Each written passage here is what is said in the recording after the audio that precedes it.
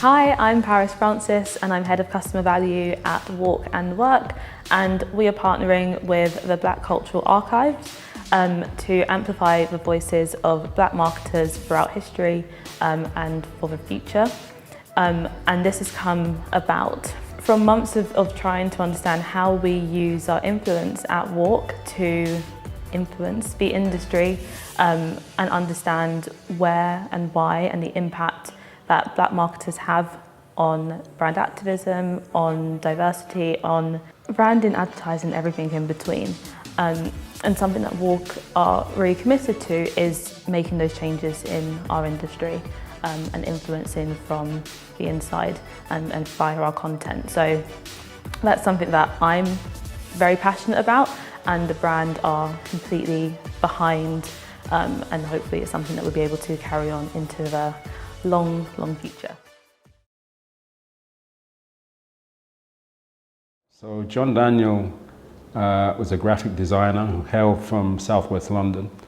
One of the most important figures in terms of looking at the role of Black involvement in both the composition of design, but also how advertising and marketing could be reshaped around the image of people of color and what it meant to be able to enhance both products in the sale of services and to enhance the idea that the focus on the Black image could be both saleable and aesthetically attractive.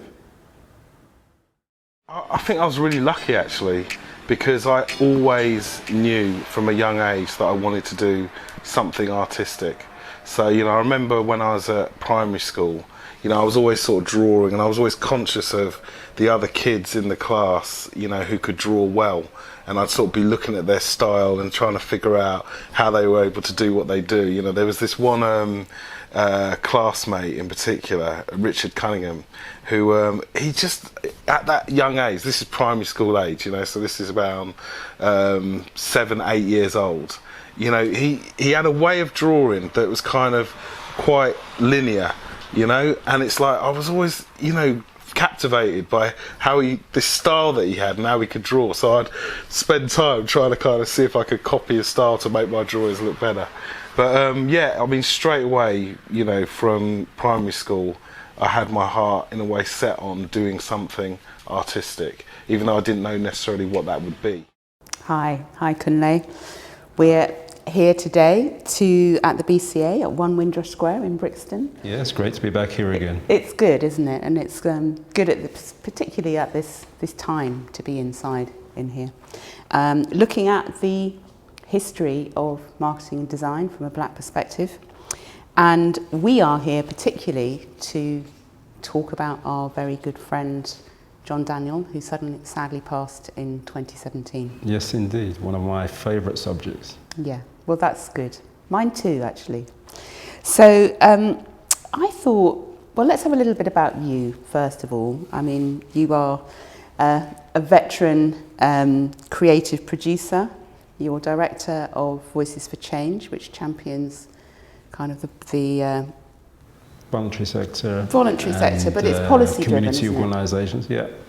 Okay, and obviously you are a seasoned collaborator of Jon Daniel, whose work we are here to discuss and the legacy that it brings to design today. Yeah, for me, Jon is one of the key individuals in terms of my education in relation to graphic design, but I also think he's one of the great unsung heroes of the design industry, who people are only just beginning to appreciate how great this guy was. Yeah, an extraordinary character in his calm poise position. He's for a brand activist, he was one of the quietest men I knew. As a dancer, one of the loudest men I knew. Yeah, I mean, Jon and I met, as I say, round about 2003, 2004 for the first time. I was running Camden Black History Forum. I decided that I needed to institute, along with a lady called Samanwa Sashir, a formal body that would bring all the community groups and institutions together to map out a proper program of Black history, rather than a cultural program, but something that took the theme of history and the ability, particularly of young people, to connect with the idea of themselves as history makers. Yeah. We thought, well, how are we going to represent this graphically? I was kind of scratching my head. Samanwa said, look, I've got a friend who I think would be perfect for actually doing this job. His name is Jon Daniel, and you two should meet. And so I was introduced to him, and we got on like a house on fire. By academic background, I'm a historian by training, and Jon, similar to myself in terms of Black history, was very largely self-taught and very self-motivated. Yeah. So it was kind of like a marriage made in heaven.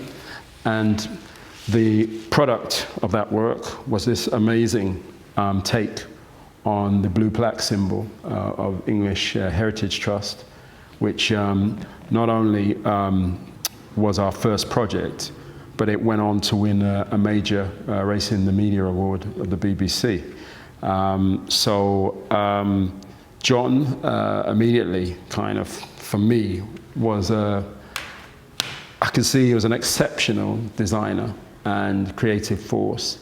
But he brought also to that a rigor in terms of detail, research, and a work ethic that left many of us, in his kind of trail. I've been floored by that work ethic myself in the past. So what you're saying there about the detail and the rigor and the research, I always felt that Jon began a project as a naive explorer, and he was really willing to investigate his own theories behind things. Would you say that was kind of true? Yeah, I think that one of the great things about Jon, unlike many other people you sometimes kind of link up with, his ability to actually surpass your own expectations is what really kind of amazed me. So you would ask him for maybe one simple design, and what he would do, he would take your idea, interrogate it, reshape it, and he'd come back to you with 4 different options. And that's what I mean by exceeding your expectations. So whereas you'd thought of something that you thought was really clever, he'd take it to another level. And that was I think his great gift, but in some ways a bit of a curse, because in terms of then the work and the amount of effort that he put in, there were lots of burning the candle, at both ends, and late hours into the early morning, when he was, perhaps he should have been actually paying a bit more attention to family life. Yeah. So that thing, we could say there's no such thing as a small idea for Jon, because as you say, it was only ever a starting point. So a concept was sort of like a starting point out of which many things would mushroom. I think it'd be really interesting to hear about the stamp collection and that very sort of incisive penetration of the establishment, which was an extraordinary thing to do. It would have been an extraordinary thing to do now, but at the time that he did it, really extraordinary. Yeah, I mean, Jon, and this is kind of predates us getting together, had looked at the question of the black image in British stamp presentations. And what Jon was aware of was that all over the world, different countries, even obscure Eastern European countries, had black images on their national stamps. The only country that never had a black image on the national stamp seemed to be the UK. And with that, Jon began a campaign in the early 90s with the Royal Mail to get black iconic figures onto a set of Royal Mail postage stamps. I mean, the campaign in terms of the media, Jon was from an advertising background, was quite effective in raising the subject matter, and certainly the press picked up on it. I can't say that he was successful in persuading the Royal Mail, but the seed had been planted, and certainly by the time of the Olympic Games in 2012, for the first time we do actually see a whole range of British athletes, black iconic figures on a national postage stamp in the UK. And it's carried on from there. Further to that, in terms of the issue of Jamaican stamps, North American stamps, he'd also explored the imagery there and looked at internationally how the black figure had been used in representation in terms of significant major historical events. The Emancipation Proclamation in America, and how those themes have been used in stamps. So he presented an exhibition at Stanley Gibbons in the early 2000s, I think it was 2003, which was a groundbreaking exhibition. And it also marked the coming of Jamaica's independence. And Jon started work on developing a whole set of stamps to mark that in advance of those celebrations. So I was at the Stanley Gibbons when he did his presentation, and it was, again, another demonstration of his rigor in terms of research and in terms of understanding not just how the imagery of black people been used in the stamps of one country, but he'd looked at several. An amazing collection that he actually put on, that I know that thousands of people over the weeks that it ran at Stanley Gibbons visited, and again provided a real education in terms of both how stamps are produced, who makes decisions about what goes on the front of a stamp, and how you could actually use the democratic space to also influence institutions like the Royal Mail. Yeah. So again, it's that really quiet, steely, solid brand of activism that is really well informed, and he had such tenacity to follow these things through as well. I mean, I'm sure lots of people would have given up at some of the Royal Mail saying no, but that was not a word that he heard that well. No, in a way, Jon was very much ahead of his time. Yeah. And just thinking about today, I was mindful of some of the things that Jon had come to me with that were ideas that I thought, come on, Jon, give it a break. That's never going to fly. And yet, even after his passing, there's stuff that he thought about that is now central to discussions and debates.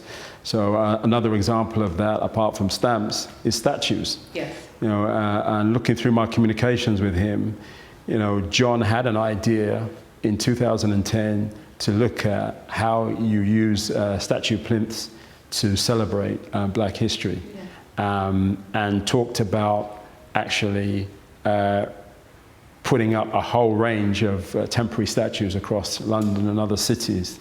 In order to, we need to talk about. Yeah. So, and now, of course, with what's happened in Bristol, with the toppling of the Colston statue, there's a whole discussion and debate going on around symbols and statues and how we actually celebrate people who are key figures today. And I know that if Jon was still alive, he would be right in the epicenter of that debate. No two ways about it. He would indeed, and it would be good to talk about that in another forum, about how we can see that through, perhaps. Afro Superhero was an amazing symbol on so many levels, because it talks to everyone. The Afro Superhero brand, or the concept, has probably been in the making ever since I was probably about 15, 16, and first started getting into, you know, Black history and being aware of kind of the history of African diaspora people, and, you know, asking those questions. When I created the brand, I didn't create it based on just one figure. I created it based on twins, because I have a strong belief about the male and female harmony, equal in all aspects, you know, strength, intellect, etc. That was another attribute that I always attributed to Jon, was his, I said it the other day, I used the word universality. I don't even know if it is a real word, but that sense that he was always open to whoever was in the room, and he would listen, and he would make that, you know, he would make that work. So the breadth that he went on that journey with Afro Superhero to create all of these rich different characters, all with meaning for someone, you know, whoever that is, it's going to hit somebody out there. Just amazing. What's your perspective on that campaign? Jon combined two things there. One, he's interested in designing comic books. And secondly, the question of identity and the idea of the Black hero. Jon grew up in the kind of southwest London suburbs, and really had gone through certain experiences of being a minority, part of a minority community within a predominantly white middle-class neighborhood. And certainly, whilst he had a fairly untroubled childhood, issues of identity still sprang up in his mind, and certainly in his early teenage years and early adulthood, the search for Black heroes and figures that could inspire was part of his thinking. And as a result, by his kind of 20s, he was actually a collector, and he would be collecting rare figures, everything from Mr. T to Black Lightning, things that people in this country probably didn't know about, but the Mattel company in America, a producer of toy figurines, was a company that he had, you know, intimate relations with, and he bought copiously. And certainly, Afro Superhero was about a request to display some of this stuff that he'd been collecting by the time he was in his his 40s. So he'd been collecting for over 3 decades, and he got the call to put on this exhibition at the Children's Museum at the V&A. Yes. And alongside that, he had been working on creating graphically Afro superheroes, both in terms of male figures and female figures. And so again, the kind of spirit of that exhibition represents Jon's forward thinking in terms of then commissioning me to host a debate around the whole issue of black representation in comic books before a live audience at the V&A in Bethnal Green, which drew several hundred people to it. You know, we thought, you know, this was like Geek City, but you know, unbeknown to us, you know, there are a lot of geeks hidden away in black communities. So it was an amazing discussion which featured both British comic book writers, but also anticipated the coming of things like Black Panther, and explored the involvement of that figure. But Jon, again, took the whole discussion right back to the very first black characters in comic books, in DC Comics, and also the Marvel selection. So he had researched this stuff thoroughly, but also knew his stuff in terms of the whole plethora of different marketing tools that went alongside that. So from games to cards, dolls, posters, etc. And therein lies another thing that I think is really good to explore in Jon. So he takes something which is, perhaps you could say, is a little bit of a struggle with identity, although I know and you know that he talks about his childhood, you know, it's full of sunshine and ball games and mischief. But, you know, we grew up at a certain time, or certainly I did, where you know, that normality was actually very challenging on a personal level, and it's because it was normal, actually, that it was particularly challenging.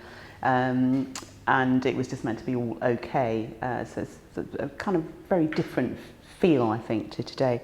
But he takes that search for identity and he creates what he wants to see, and then that's what becomes real. And I think that is a true art, you know. So you use your creativity to literally change what you see around you. So that manifestation of Afro superhero into a load of different things, from dolls to lip gloss to mugs to clothing. That is a real sort of complete approach to kind of the penetration of that idea. Yeah, I mean, Jon, you know, had a background in advertising in terms of his you know, emergence as a graphic designer. So he had a much more complete and rounded view of how all those things related to each other and how branding worked in terms of making an impact at many different levels. So he, you know, would spend hours looking at things like egg cups and how he was going to put the Afro superhero image onto an egg cup. He would look at it in terms of both gender, but also in terms of age range. So he would have, you know, dolls and figures alongside bomber jackets with the same imagery. So he'd be thinking constantly about the different ways in which branding and logos actually worked. And his ability to really develop the Afro Superhero series is testament to his own originality, but also the complete mastery and understanding of the marketing process. Yeah, I would completely agree. And when that marketing process is applied to a really strong, important idea, then that is extraordinarily powerful, you know. So it's a real shift.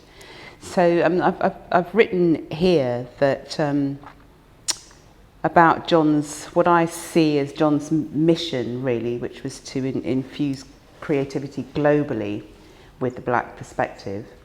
Obviously, Four Corners was one of the vehicles for making that happen. And I know that you were very much involved in what might have become Beyond the Column, so that would be interesting to hear about. Yeah, I mean, I think even before the column, Jon and I had sat down and were looking at the black community in terms of how design worked and how marketing worked, and how it was that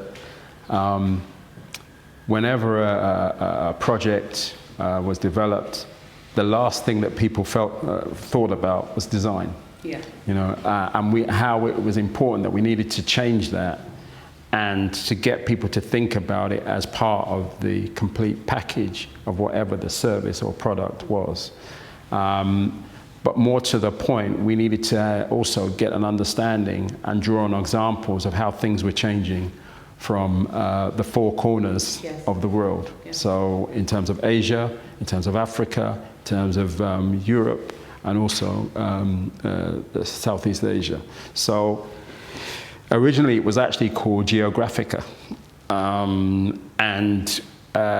Again, here you see Jon actually really pushing the boundaries. He wasn't just interested in kind of popular stuff. He was interested in letter formation. So we looked at things like the work of Neville Brody. Yeah. He was interested in engineering. Ed Jacob, the amazing designer of Confederate motorbikes. I mean, I knew nothing about motorbikes. I didn't even know there were black designers who were designing the most iconic and most important designs in terms of motorbike engineering in the world. And these things were being bought by major celebrities like Brad Pitt, Tom Cruise. Jon knew all this stuff, but not only that, he was in contact directly with those designers. And so the idea was to bring all this together in a seminar. We approached the Royal Academy of Art and didn't really get very far, to be honest. But the concept was strong and was taken up in, as you rightly indicated, in editorial form in Design Week magazine. But there was still, for us, something that needed to be done in terms of explaining to people that were interested and people outside of those relationships how design was actually changing things in other parts of the world, and that we needed to change our appreciation and understanding of what was happening in graphic design right here. Okay. And so to today, 2020, the year where the world has changed, and we both know that Jon would be deep within the conversation. What would he want to be saying to creators now? What would he see as their job, their purpose, their mission? Well, I think messaging is one of the key issues in terms of the kind of COVID situation we're faced with, but also the Black Lives Matters protests. Jon would be looking at that and be thinking about, well, how do you actually get an attractive message to people in terms of what they should be doing to limit the scope of COVID-19. I think he'd also be looking at, well, the campaigns and protests, how would you capture that spirit, that mood, both the anger and the demand for change? How would you actually represent that graphically? Obviously, Jon had worked on campaigns for Voice for Change, my organization, in terms of the 2016 EU referendum, in terms of voter registration of young people. He'd also worked on projects for OBV, Operation Black Vote. And so he was well versed in the relationship between social change and design. In fact, perhaps more so than many people within the design profession that you could name. And he would have definitely been at the forefront. I mean, some of the kind of stuff that he was doing in relation to Black history, you can see, but the idea of trying to change things, this is a piece of work that he supervised for the British Film Institute, looking at the whole issue of Black representation in film. Again, this is 2016. It's now one of the hot debates, but Jon, as you can see, is at the center of it before it's actually become a national kind of phenomenon, an international phenomenon even. In terms of music, I was going to say we cannot finish without a little Yeah. foray into his I mean, musical John was work, obsessed with funk music. Yes. And definitely this project here, one of the last before he died, this limited edition box set for George Clinton and Funkadelic is one of the kind of, beautiful, I think, pieces that he produced with, and you can see just the love and attention that he's given it. I both remember in terms when he of, got the job, and it was like looking at John age 7. Yeah. It's like Father Christmas has asked me to work for him. I can't say no. I mean, a tribute to the album Chocolate City with the chocolate vinyl. Impeccably designed. Yeah. And similarly with the CDs in the package too. I mean, it's a real, this is not just, I think for John, a piece of work. This was a labour of love. So, absolutely, and it's important to say there is milk, dark and white chocolate for your delectation. Well there. spotted. But yeah, I mean that's a phenomenal piece of work, and it was lovely to watch him in the process of creating that, because he was creating for one of his musical heroes, and I know that he worked with lots of musicians, but this was obviously a real pinnacle for him. The big. Well, I mean, he designed for Soul to Soul, and I think if you were to look at his work in the music industry, you could probably do a whole another strand of this program. Absolutely. But that's how broad the guy's talents were, and his reach in terms of the areas of interest was phenomenal, which is why I think we should still celebrate him today, and also consider how that legacy still impacts on how people think. Yeah. Well, I hope that following this conversation we can plot some things to do exactly that. I hope so too. Thank you very much.